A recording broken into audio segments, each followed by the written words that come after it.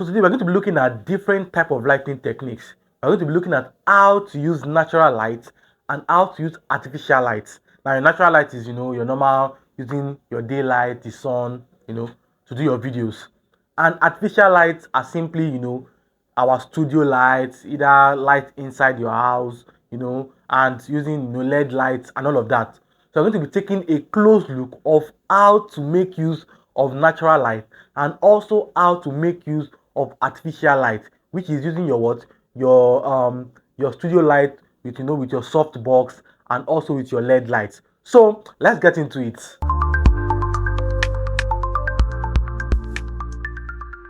Now, one of the things you need to know when you're using your artificial light is that the difference between artificial light and natural light is that artificial light, you are in full control. You are the one in control of the amount of light you want in your video, the amount of light that is coming into your video. As right now, as I'm recording right now, I'm recording with my softbox and my studio lights, and that's what I'm going to record right now.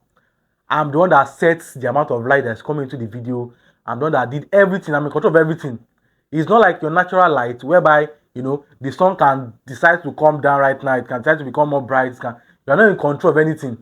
But with your artificial lights, you are more in control of whatever you are doing, and it gives you this better look. If you want a controlled light, if you want something more controlled, something more nice, something more direct, go with your artificial lights, with your soft box to get that soft look on your subjects. But if you don't have, your artificial light here, you cannot afford to buy artificial lights here, you can stick with natural light. So during the day, you can set up your tripod, your camera, where light is coming in. You make sure you put your tripod and your camera where it's not too much of light. At the same time, it's not too dark. So you can place it near your window. You can put it near your window, or you can even go and shoot outside.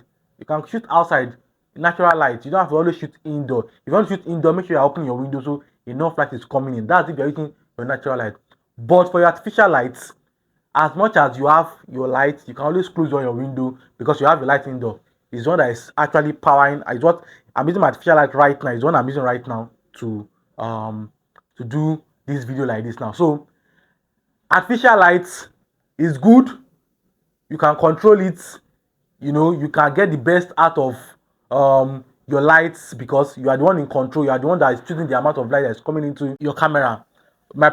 All the previous videos that I've been doing, I've been shooting those ones with natural light. I just sit down here, open my windows, and just shoot. But because of this one, I wanted to show you the difference between shooting with your studio light and softbox and shooting with artificial light. So I'll pair them together. I'll show you a pair. I'll pair some of my previous videos artificial light and pair it with this one also and see studio light, and you see the difference, and you see that sometimes the way your artificial light will come out is different from how your natural light will come out because this one is controlled. Everything is controlled. While your natural light, you're not in control of it. Either one you want to use, your natural light or your artificial light, just make sure that you balance everything up.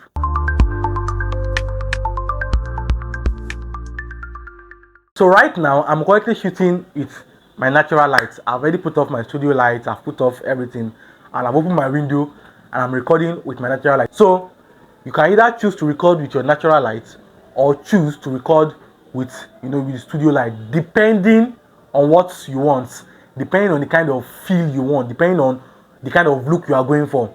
If you can, it's not a must to shoot with studio light all the time. You can always open your window, go outside, shoot. Just make sure that you balance up your your ISO, your shutter speed, and your aperture. Make sure that everything is well balanced.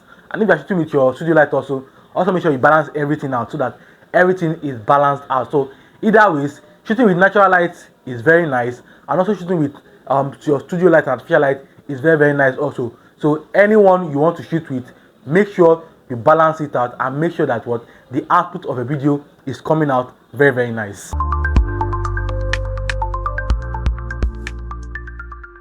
So if you are thinking of getting into content creation, doing videos at home, and you want to start creating videos and you are thinking of, oh, how do I light up my videos to make it look better? This is a practical example of how you can light up your videos and your content to look better. Now, as you can see, this is my natural light in my room. I've not put on my studio lights. This is just the normal lights in the room. Now, if you want to get those creepsy, like look, that look that you see online, that you say, okay, I like this look and all of that. First thing first, you need to first put off the lights in your room. You put off the light in your room, then that's when you now put on your studio light with your softbox. You put it off. So let me put it off and let us see. So first things first, you put it off, then I will now put on the studio lights. So now I've put on my studio light. I've already put off my lights so that it's just my studio light that is on now. Now you can see the difference with the old lights on. If you check the way the video looks like before, it's as if everywhere is just, the video doesn't have this nice look with it. But now I've put on my studio light, it's directed towards me. Now everything looks sharp, clear, clean, because now the light is coming towards me, and also because I'm using my soft box. Soft box gives you a very soft light. That's why it's called soft box. When you're using your soft box with combination with your light, it gives you this soft light around your subject. You can see how soft the light is around me. Not like it's not like you. If I remove the soft box from the face of the light now, the light will be very, very harsh. It will be very, very harsh, and you won't get that soft look around, this soft look that you're seeing. So that's why most of the time you can use your light without your soft box, but you won't get that soft look that you're looking for. So that's why you see most of the time when you see people that are doing videos, even like podcasts, creating content, they use soft box because you want to soften the light so that you can get that soft light bouncing around your subjects. So you get that crispy, nice looks that you see in most of the videos you see out there. Now, another thing to take into consideration is that when you are using your light indoor, make sure that you're not pointing your light like directly towards yourself. Let it be, a little bit like 45 degrees to the side. Tilt it to the side a little bit so that it is dropping, it's not too harsh, not directly on your face. So you can tilt it to the side. So it's giving you this, is lightening you up from one side. I don't have two lights. Normally you can use one more light from the other side to light up this place, or use maybe a reflector. Then you can also put a background light at the back, to give the background more source, and that feeling. So always make sure you put your light from the side, not directly towards you, because you don't want that harsh light hitting the forehead. It will be causing a lot of highlight on the forehead. So shift to the side and just shoot from this other side. If you have another light, you put the other side, the other light also from the other side, so they are lightening you evenly. And if you have one more light that you can use for your background, you can put a background light, arrange props at the back, to give you this nice look at the back. These are some of the things you need to consider when you are lighting up your videos for content creation, for even normal talking head videos, for podcasts, and a lot more. You can also light up your subject, from up, a top down lighting technique using your C stand, so the light is coming from up. So the way you place your light, gives different vibe. If you place your light at the back, it gives a different vibe. If you place your light from the front, it gives a different look from the side like this. So depending on the look you are going for, that will determine where you want to place your lights. So you can on your own practice more, put your light in different angles to see, okay, how does the light work from this angle? If I put it in this place, how does it look? If I put it from the back, how does it look? If I put it from the side, how does it look in your video? When you keep playing with different lighting techniques and different lighting setup, you get to know how most of these lighting techniques works, and the right time and when to use different lighting techniques. So that is that about lighting as a beginner.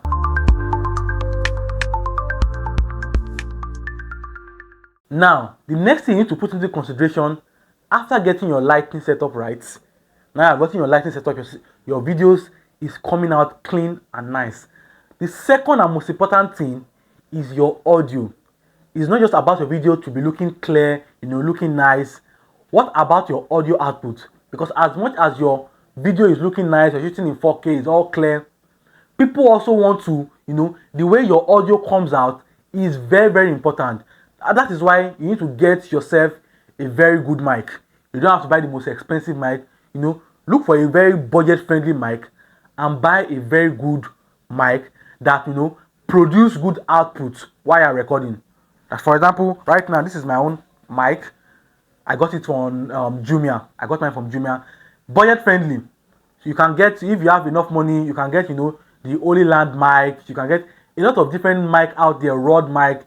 Get one mic that is very good, and so you can get nice clear audio from your videos, because you don't want a situation whereby your video is looking nice but your audio is cracking, or your audio is not clear, or your audio is not coming out very, very nice. Because if your video is looking nice and your audio is not coming out nice, it ruins the video. And also, if your audio is sounding nice and your video is not coming out very nice, it ruins the video also. So the two of them, both your lighting setup and your audio setup, must come out nice. You do your lighting setup, let it be right, and also your audio, check it out. Because most of the time, it happens a lot of times with beginners. Sometimes you are recording a long video and you forget that, oh, my mic is not working. You didn't check probably if your mic is working or not.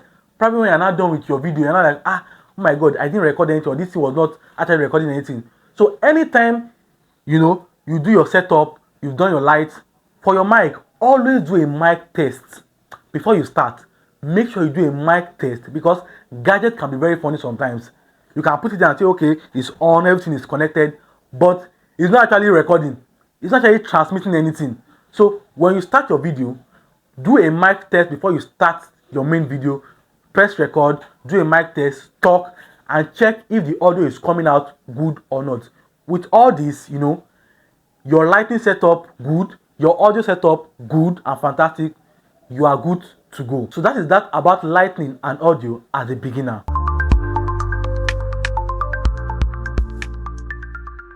Now, one of the mistakes a lot of beginners make while recording their videos and the audios not coming out very, very well is when you are recording in a particular place where there is noise, maybe you are recording your room, the fan is on, TV is on, everything is on.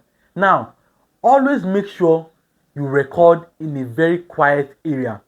Even if it's not very, very quiet, if you're going to be recording, somewhere that is a little bit noisy, sometimes probably you are recording in your room and of course you don't want to be sweating, probably you don't have an air conditioner and you're using, your fan. Probably reduce your fan to, to the lowest so that it's not causing unnecessary noise in your video. And if peradventure, after recording it, you are still hearing some noise in the background, you can adjust this while editing. You can use, noise reduction, you can use enhanced noise to reduce, or take off the noise completely in your video. So make sure you record in a very quiet environment, to get the best out of your audio setup. Now, another mistake a lot of beginners make, with their audio setup is when the volume of your mic or the volume of the camera is too high. Now, this causes distortion in your audio. Now, when you check your audio settings, there's a level. I don't know if you have seen the audio level of any particular mic talking. There's a level that your audio must reach. Immediately start reaching or start indicating it's entering red. They have green level, yellow level, and red. Green level means base level. That is the correct. That is the where it should be actually. Whatever you are saying should not really pass the green level while you are talking. Now, immediately start entering the yellow level. It means okay, it is getting louder, but it's still okay. But immediately your audio is already reaching red level, it means it is too loud. This can cause distortion, it can cause noise, in your audio. Always make sure you keep your audio volume in a very mid-range, so to avoid distortion and noise. Another mistake a lot of beginners make, while doing their audio setup is recording in a very large room, which causes echo. When you record in a very big room, especially if that room is not filled up with things. I don't know if you have experienced such things before. For example, now if you go into an empty hall where no chair, nothing, if you are talking, it's as if your voice is echoing.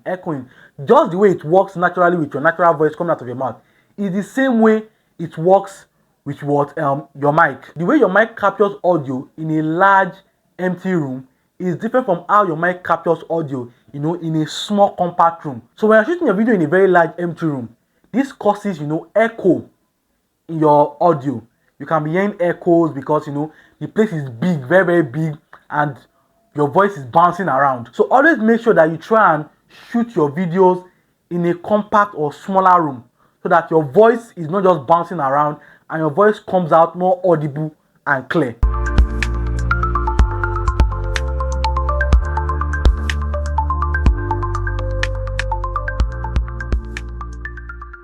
So in our next class, we're going to be talking about cinematic composition and camera movement. So if you enjoyed this class, like, share, comment, and turn on your notification button. See you in the next class.